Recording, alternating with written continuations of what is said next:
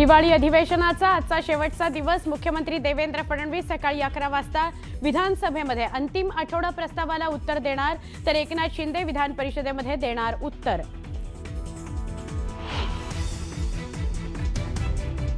एकोणीस डिसेंबरला देशाच्या राजकारणामध्ये मोठी घडामोड घडणार। काँग्रेसचे ज्येष्ठ नेते पृथ्वीराज चव्हाण यांचा दावा, पंतप्रधानपदी मराठी माणूस बसणार असा भाकीत।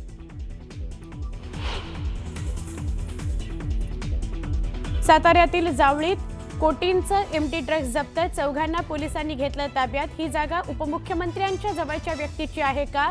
नातेवाईकांची हर्षवर्धन सपकाळ यांचा सवाल।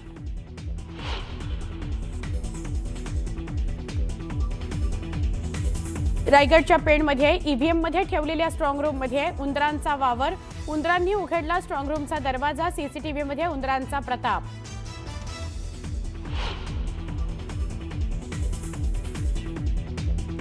जळगावच्या जामनेर तालुक्यामध्ये गारखेडामध्ये रिक्षा आणि सिमेंट मिक्सर ट्रकचा भीषण अपघात, दोघांचा मृत्यू, 7 गंभीर जखमी।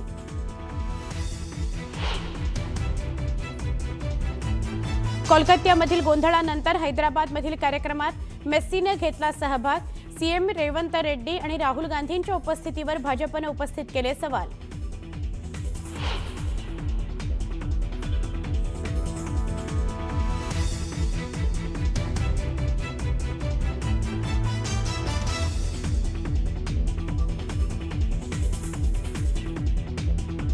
कोलकाता आणि हैदराबाद नंतर आज मेस्सीचा मुंबईमध्ये कार्यक्रम, वानखेडे इथं होणाऱ्या कार्यक्रमात पोलिसांचा कडेकोट बंदोबस्त।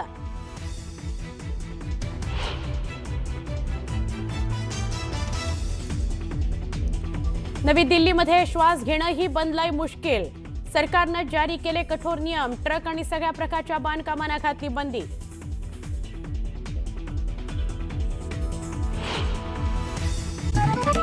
यानंतर पाहूयात सकाळच्या 100 बातम्या। एकाच कुटुंबातील 5-5 लोक पीएचडी करत असल्याची माहिती अजित पवारांनी दिली आहे, तर बार्टी सारथीमधून पीएचडी करणाऱ्या विद्यार्थ्यांच्या संख्येवर मर्यादा घालणार असल्याची घोषणा अजित पवारांनी सभागृहामध्ये केली। रायगडच्या पेणमध्ये ईव्हीएम ठेवलेल्या स्ट्रॉंग रूममध्ये उंदराचा वावर आढळलाय। उंदरांनी स्ट्रॉंग रूमचा दरवाजा उघडला, तर सीसीटीव्ही मध्ये उंदरांचा सुळसुळाट कैद झालाय। बेपत्ता असलेली 90% मुलं सापडतात, राज ठाकरेंच्या पत्रानंतर मुख्यमंत्री फडणवीसांनी हे उत्तर दिले। साखर कारखानदारीबाबत राज्याचे मुख्यमंत्री ब्लॅकमेलर भूमिकेमध्ये असल्याचं वक्तव्य राजू शेट्टींनी केलंय, तर साखर कारखानदारीमध्ये काटामारी होते हे मुख्यमंत्र्यांना मान्य असल्याचीही टीका त्यांनी केली आहे। पुण्यात इंदुरीकर महाराज आणि वाहतूक पोलिसांमध्ये बाचाबाची झाली। कीर्तनामुळे वाहतूक कोंडी झाल्यानं इंदुरीकर आणि पोलिसांमध्ये वाद झाला, नंतर आयोजकांच्या मदतीनं वाद मिटल्याची माहिती आहे। पुण्यात इंदुरीकर महाराजांचं कीर्तन बंद पाडतानाचा व्हिडिओ समोर आलाय। पोलिसांनी इंदुरीकर महाराजांना कीर्तन बंद करण्याचं आवाहन केलंय। शिवसेनेचे आमदार सुनील तटकरे यांना बदनाम करत असल्याचा आरोप भरत भगत यांनी केलाय, तर खरी वस्तुस्थिती उद्या उघड होणार असल्याचंही ते म्हणाले। सोलापुरात पार्किंगची सोय करण्याची मागणी भाजपने केली आहे, यासाठी महापालिका आयुक्त सचिव ओंबासेंना निवेदन देखील देण्यात आलंय। तातडीने मागणी पूर्ण करण्याची मागणी इथे करण्यात आली। तर एक ब्रेकिंग न्यूज समोर येते। महाराष्ट्रामध्ये बिबट्यांनी धुमाकूळ घातलाय। नागपूरमध्ये सुरू असलेल्या हिवाळी अधिवेशनात देखील बिबट्याच्या दहशतीवर चर्चा होतीये। शरद पवारांच्या राष्ट्रवादीचे नेते शशिकांत शिंदेंनी तर वनमंत्र्यांची अनोखी मागणीच केली आहे। भ्रष्टाचार करणारे मंत्री आणि अधिकाऱ्यांना बिबट्यांच्या ताब्यात द्या अशी मागणी शशिकांत शिंदेंनी गणेश नाईकांकडे केली आहे। कालच सभागृहामध्ये मंत्री उपस्थित नसल्याने मंत्र्यांवर बिबट्या सोडा असं सुधीर मुनगंटीवार म्हणाले।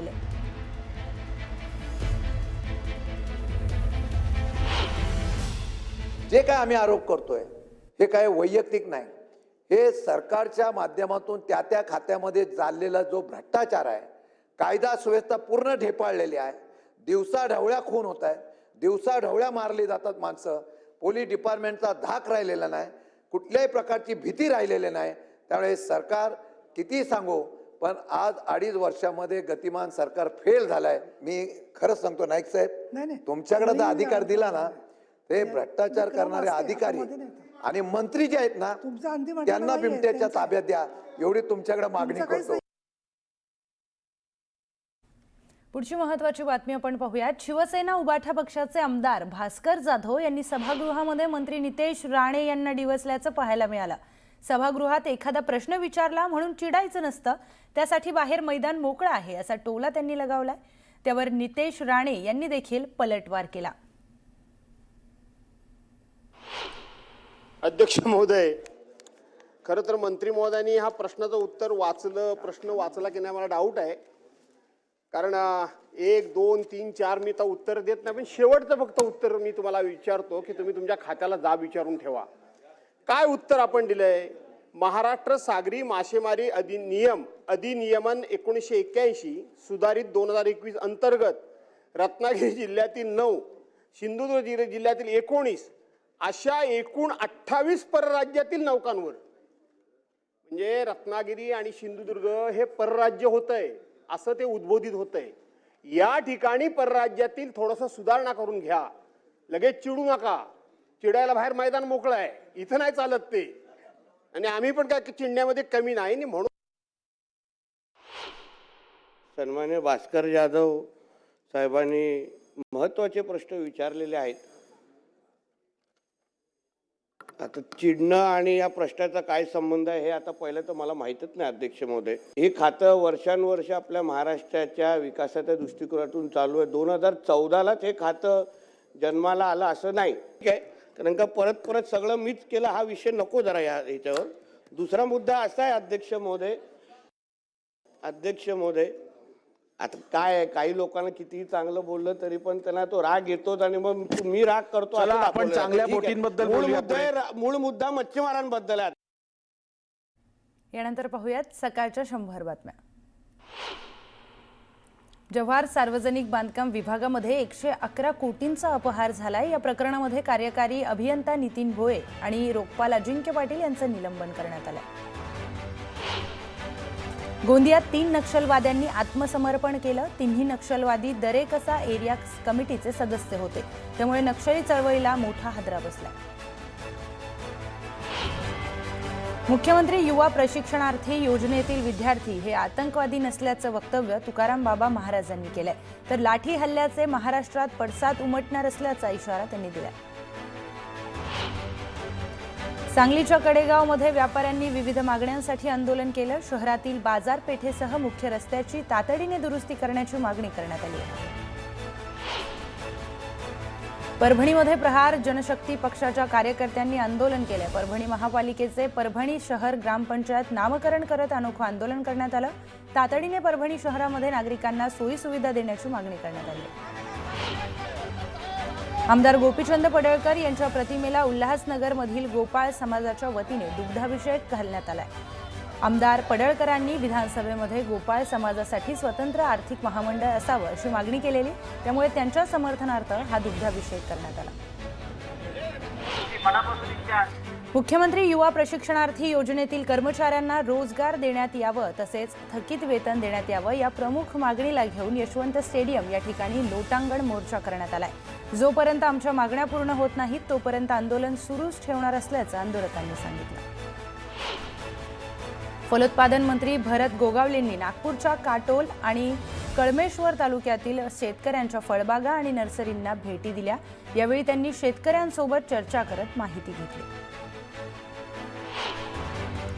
बुलढाणा जिल्ह्यामध्ये थंडीच्या कडाक्यात वाढ झाली आहे. पुढील 3 ते 4 दिवस थंडीच्या लाटेचा इशारा हवामान विभागाने दिलाय. गेल्या 2 ते 3 दिवसामध्ये बुलढाण्यात किमान तापमानाचा पारा 2 ते 3 अंशांनी घसरला. नालासोपारा पूर्वेकडील आदर्श नगर परिसरातील गोल्डन पॅलेस अपार्टमेंटमध्ये आग लागल्याची घटना घडली. घटनेची माहिती मिळताच अग्निशमन दलानं घटनास्थळी धाव घेत आगीवर नियंत्रण मिळवलं. 4थ्या मजल्यावर लागलेली आग घरातील मोठ्या प्रमाणात वस्तूंचं नुकसान झालंय. कोल्हापुरातील जुना बुधवार परिसरातील शहीद भगतसिंग चौकामध्ये डंपरच्या धडकेमध्ये दुचाकीवर महिलेचा मृत्यू झालाय. या अपघातानंतर परिसरात काही काळ वाहतूक कोंडी निर्माण झालेली. मंत्री संजय राठोड यांच्या पत्नी शीतल राठोड यांनी उपमुख्यमंत्री एकनाथ शिंदेंची भेट घेतली आहे. नागपूरमध्ये बंजारा समाजाच्या समाज भवनासाठी जागा उपलब्ध करून देण्याची मागणी या निवेदनातून करण्यात आली. जव्हारमधील सार्वजनिक बांधकाम विभागातील कामे न करता बिले काढण्याचा आणि अनामत रकमेच्या अपहाराचा मुद्दा जयंत पाटील यांनी विधानसभेमध्ये उपस्थित करून जाब विचारला. 111 कोटी 63 लाख रकमेच्या अपहार कटाचा मुद्द्यावर कारवाईची मागणी करण्यात आली. जळगावच्या यावलमध्ये राष्ट्रीय लोक अदालतीचं आयोजन करण्यात आलं. या लोक अदालतीमध्ये दिवाणी आणि फौजदारी अशा 606 प्रकरणांचा निपटारा करण्यात आलाय. तर 1 कोटी 24 लाखांची वसुली देखील करण्यात आली आहे. कोल्हापूरमध्ये ग्रामीण डाक सेवक संमेलन पार पडलं. या कार्यक्रमाला केंद्रीय मंत्री ज्योतिरादित्य शिंदेंनी हजेरी लावली. यावेळी ग्रामीण भागामध्ये उत्कृष्ट डाक सेवा देणाऱ्या सेवकांचा सत्कार करण्यात आला. ज्योतिरादित्य सिंधिया यांनी कोल्हापूर आणि ग्वाल्हेरच्या महाराजांचा कशा पद्धतीने संबंध आहे याचा उल्लेख देखील आपल्या भाषणामध्ये केला. क्रांतिज्योती विद्यालय मराठी माध्यम चित्रपटातील पहिलं गाणं शाळा मराठीला प्रेक्षकांचा मोठा प्रतिसाद मिळतोय. आता दुसरं गाणं स्वर्गात आकाशगंगा हे शाळेतल्या आठवणींना उजाळा देणारं गाणं प्रेक्षकांच्या भेटीला आलंय. या गाण्याचा अनावरण सोहळा अगदी आगळ्या वेगळ्या पद्धतीनं अभिनव ज्ञान मंदिर कर्जत प्रशालेमध्ये पटांगणात पार पडलं. पुण्यात किसान प्रदर्शनाचं आयोजन करण्यात आलंय. गेल्या 3 दिवसांमध्ये या प्रदर्शनाला 2 लाखांपेक्षा अधिक शेतकऱ्यांनी भेट दिली. सांगलीच्या बेळंकी येथील श्री यल्लम्मा देवीची यात्रा मोठ्या उत्साहामध्ये संपन्न झाली. यावेळी मोठ्या संख्येने भाविकांनी यात्रेमध्ये सहभाग घेतलेला. दरम्यान विविध स्टॉल देखील या कार्यक्रमामध्ये लावण्यात आले. जळगावच्या फूल मार्केटमध्ये गुलाब, झेंडू, शेवंती, निशिगंधा या फुलांच्या दरामध्ये दुप्पट वाढ झाली आहे. त्यामुळे फूल उत्पादक शेतकऱ्यांना मोठा फायदा होतोय. अहिल्यानगरच्या मिरज गावामध्ये बिबट्या पाणी जाण्याच्या मोरीमध्ये पडल्याची घटना घडली आहे. वन विभागाकडून बिबट्याचा रेस्क्यू करण्यात येतोय. दरम्यान परिसरामध्ये पोलिसांनी मोठा बंदोबस्त तैनात केला. तर एक ब्रेकिंग न्यूज समोर येते. गरजू आणि वंचित घटकांतील विद्यार्थ्यांना उच्च शिक्षण घेता यावं यासाठी त्यांना राज्य सरकार आर्थिक पाठबळ देतं. त्या आधारे अनेक विद्यार्थ्यांना त्यांचं शिक्षण हे पूर्ण करता येतं. शिष्यवृत्तीसाठी या संस्थांचा निम्म्यापेक्षा अधिक निधी खर्च होतोय. तर एकाच कुटुंबातील अधिक विद्यार्थ्यांनी लाभ घेतला तर इतर गरजू विद्यार्थ्यांसाठीच्या योजनांसाठी निधी उपलब्धतेवर परिणाम होईल. त्यामुळे यासाठी आवश्यक उपाययोजना केल्या जाणार असल्याचं अजित पवार यांनी स्पष्ट केलंय. त्यामुळे बार्टी सारथीच्या PhD प्रवेशावर मर्यादा येणार असल्याची चर्चा सुरू झाली आहे. काही ठिकाणी एकाच परिवारातले 42-45 हजार रुपये मिळतात म्हटल्यानंतर 5-5 लोक PhD करायला लागलेत एका फॅमिलीतले. कॅबिनेटमध्ये याच्याबद्दलची खूप साधक-वादक चर्चा झाली. शेवटी कॅबिनेटने हा निर्णय घेतला की एक कमिटी नेमायची चीफ सेक्रेटरीच्या अध्यक्षतेखाली आणि साधारण बार्टीच्या किती विद्यार्थ्यांना मेरिटच्या दरवर्षी याच्याकरता ॲडमिशन द्यायची, सारथीच्या किती विद्यार्थ्यांना द्यायची, त्याला आम्ही लिमिट घालणार आहे. मला असं वाटतं की अनेक वेळा दादा एखादी गोष्ट बोलतात तर लोक त्याचा वेगळा अर्थ काढतात. पण मुळामध्ये ही योजना जी सुरू केलेली आहे ती जे काही आपले हुशार लोक आहेत, मुलं आहेत, पण PhD अफोर्ड करू शकत नाही त्या लोकांकरता ती काढलेली आहेत. आता एका घरातले 5 लोक जर योजनेचा लाभ घेतील तर इतर घरातले जे काही आपले गरीब लोक आहेत, होतकरू आहेत, त्यांना त्याचा लाभ मिळणार नाही. दादांनी व्यक्त केलेली चिंता बरोबर आहे. या संदर्भात योग्य अशा प्रकारे आपल्याला त्या ठिकाणी निर्णय करावा. तर आणखी एक ब्रेकिंग न्यूज समोर येते. नवी मुंबई परिसरामध्ये घर घेणाऱ्यांसाठी एक मोठी बातमी आहे. सिडकोच्या घरांसाठी असलेल्या किमती आता 10% कमी करण्याचा निर्णय राज्य सरकारने घेतलाय. सिडकोच्या आर्थिक दुर्बल घटकांसाठीच्या आणि LIG या घटकांसाठी असलेल्या घरांच्या किमती त्यामुळे आता कमी होणार आहेत. सरकारच्या या निर्णयामुळे 17,000 घरांच्या किमती कमी होतील. उपमुख्यमंत्री एकनाथ शिंदेंनी ही घोषणा केली आहे. तर सिडकोतर्फे नवी मुंबईतील खारघर, वाशी, खारकोपर, तळोजा, उल्वे, कळंबोली, कामोठे आणि पनवेल या सगळ्या परिसरामध्ये तब्बल 17,000 घरे ही बांधण्यात आली आहेत. या घरांसाठीची लॉटरी प्रक्रिया येत्या 2 महिन्यांमध्ये पूर्ण केली जाणार आहे. त्यापूर्वी सर्वसामान्यांना दिलासा देण्यासाठी घरांच्या किमती या कमी करण्याचा निर्णय घेण्यात आला. आणि इतरही आपल्या नागरिकांची मागणी गेल्या अनेक वर्षापासून होती की सिडकोची घरं त्याचे दर कमी करा आणि आजच्या याच्यामध्ये आपण 10% त्या घरांमध्ये रकमेमध्ये सवलत देण्याचा निर्णय घेतला जेणेकरून नव्या मुंबईमध्ये जवळपास 17,000 घरं या घरांमध्ये जे लॉटरीच्या माध्यमातून लॉटरी निघेल त्या 10% रक्कम कमी करण्याचा निर्णय आम्ही घेतला आहे.